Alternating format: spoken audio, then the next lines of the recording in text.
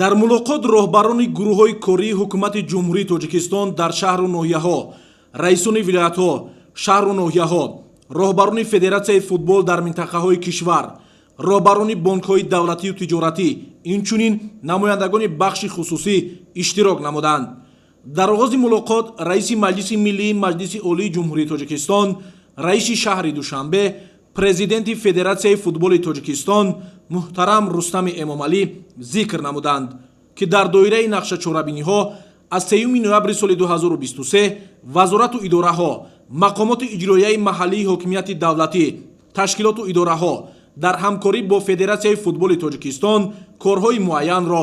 ба анҷом расониданд. дар мамлакат татбиқи барномаи рушди футбол дар ҷумҳурии тоҷикистон барои солҳои 2022-2026 бо маром идома дорад. дар натиҷаи тадбирҳои амалишуда барои рушди муназзами футбол дар кишвар шароитҳои мусоид фароҳам оварда шуд. аз дастовардҳои футболи тоҷик дар соли 2024 аз ҷумла ширкати тими миллӣ дар марҳилаи ниҳоии ҷоми осиё ва дар миёни 8 дастаи беҳтарини қитъаи осиё ҷой гирифтани он,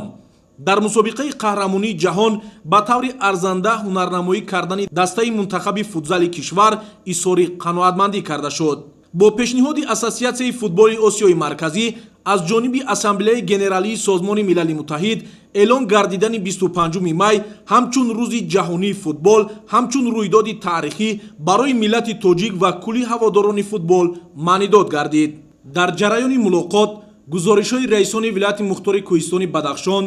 вилоятҳои Суғд ва Хатнон оид ба натиҷаҳои амалисозии дастуру супоришҳои мулоқот бо масъулони соҳаи футболи мамлакат аз 3 ноябри соли 2023 ва вазъи рушди футбол дар минтақаҳо шунида шуд.